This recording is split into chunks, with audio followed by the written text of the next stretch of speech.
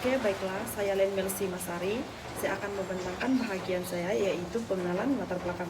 Latar belakang ini terbagi kepada 3 isi penting, yaitu kepentingan pengurusan kebakaran, kepentingan kebakaran terhadap alam sekitar, dan kepentingan pencegahan kebakaran di kawasan rekreasi. Pengurusan kebakaran merupakan satu aspek yang sangat penting dalam melindungi sumber alam semula jadi dan keselamatan manusia. Pengurusan yang berkesan melibatkan aktiviti pencegahan, pemantauan, dan kawalan kebakaran bagi mengurangkan risiko berlakunya kebakaran yang tidak terkawal. Melalui pengurusan kebakaran yang baik, kerusakan terhadap harta benda, kawasan hutan, dan kemudahan awam dapat dikurangkan. Selain itu, ia juga membantu memastikan kelestarian alam sekitar untuk generasi akan datang. Kebakaran memberi pelbagai kesan negatif terhadap alam sekitar, antaranya ialah kemusnahan habitat flora dan fauna yang boleh menyebabkan kehilangan biodiversity. Kebakaran juga menghasilkan asap dan gas rumah hijau yang mencemarkan udara serta menyumbang kepada pemanasan global. Oleh itu, langkah pencegahan kebakaran di kawasan rekreasi amat penting. Kawasan rekreasi sering dikunjungi oleh orang ramai dan kecuaian seperti membuang puntung rokok atau menyalakan api secara terbuka boleh menyebabkan kebakaran. Pencegahan kebakaran dapat menjamin keselamatan pengunjung, melindungi kemudahan rekreasi, serta mengekalkan keindahan alam semula jadi. Dengan adanya kesadaran dan kerjasama daripada semua pihak, risiko kebakaran dapat dikurangkan dan kawasan rekreasi dapat terus dinikmati oleh masyarakat. Sekian dan terima kasih. Assalamualaikum, saya Rosamina Haidar binti Asbaran, nomor metrik BF24110112. Seterusnya, saya akan menerangkan tentang kawasan kajian yang dipilih dalam kajian ini. Pantai Odek UMS merupakan kawasan rekreasi pantai yang terletak di dalam kampus Universiti Malaysia Sabah, Kota Kinabalu, Sabah. Kawasan ini sering dikunjungi oleh warga universiti dan masyarakat setempat untuk menjalankan berbagai aktiviti seperti berkela, berkemah, memancing, dan bersantai.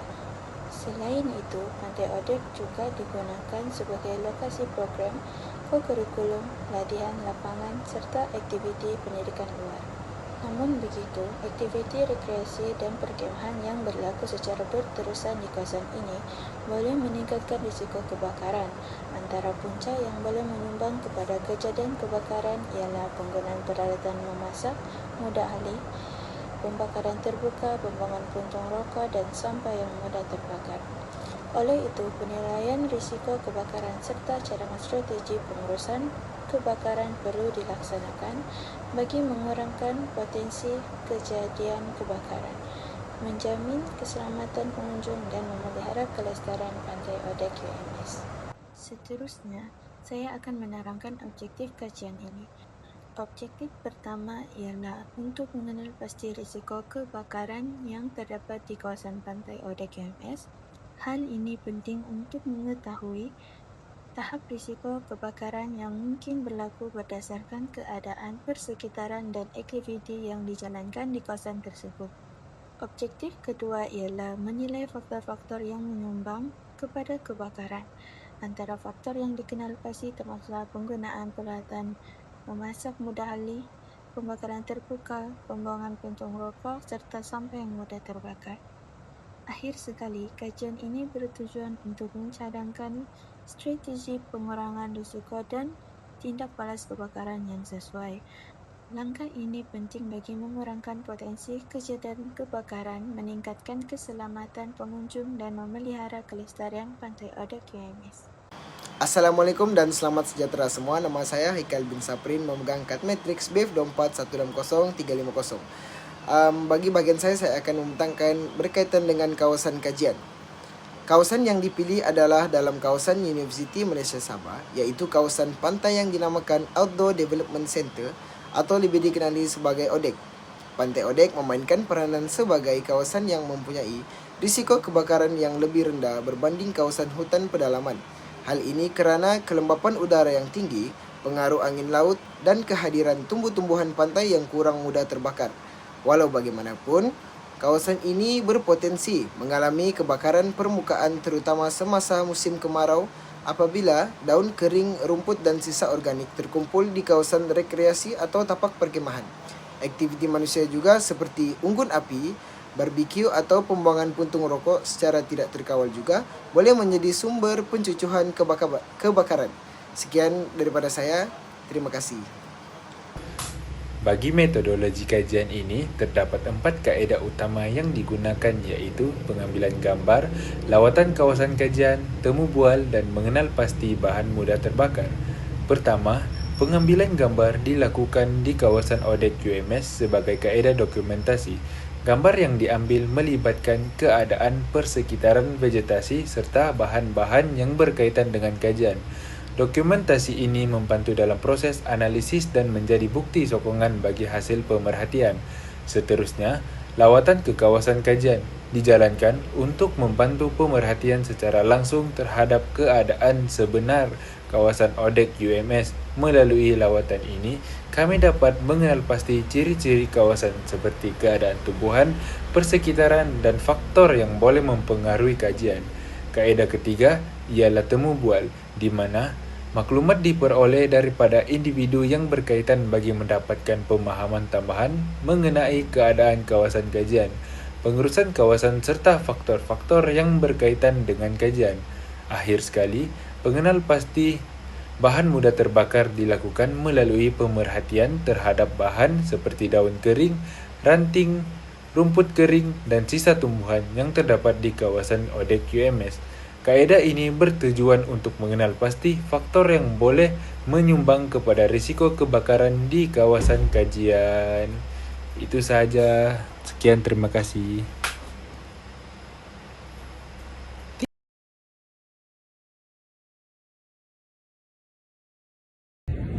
Okey, seterusnya kita beralih pula di bahagian penilaian risiko kebakaran.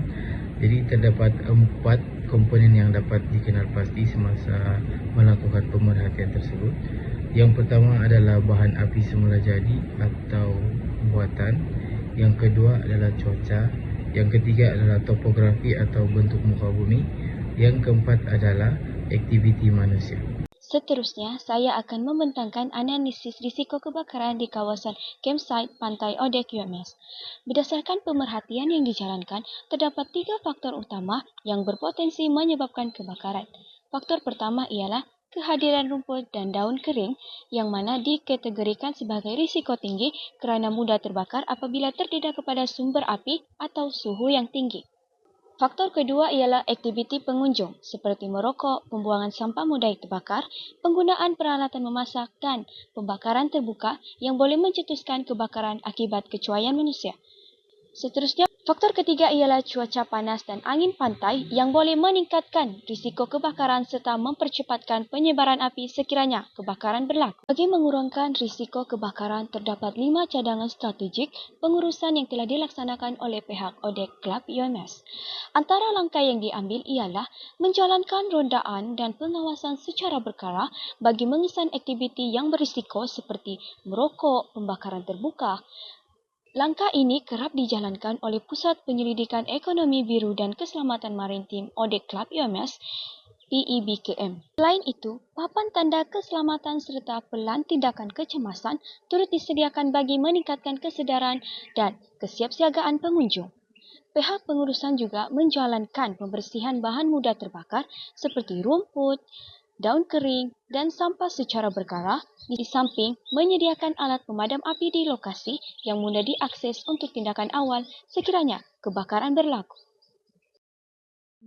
Sebagai kesimpulan, kajian ini telah berjaya mencapai semua objektif yang ditetapkan, iaitu mengenal pasti risiko kebakaran, menilai faktor penyumbang dan mencadangkan strategi pengurusan kebakaran di Pantai Audit QMS. Hasil kajian mendapati bahawa rumput kering, daun kering dan sisa organik merupakan faktor utama yang meningkatkan risiko kebakaran. Selain itu, faktor cuaca dan aktiviti manusia seperti merokok serta pembakaran terbuka turut menyumbang kepada risiko tersebut. Oleh itu, langkah seperti pembersihan berkala, ronda keselamatan, pemasangan papan tanda amaran dan penyediaan peralatan pemadam kebakaran perlu dilaksanakan secara berterusan. Dengan kerjasama semua pihak, risiko kebakaran dapat dikurangkan dan Pantai Audit QMS dapat terus dikekalkan sebagai kawasan rekreasi yang selamat dan lestari. Terima kasih.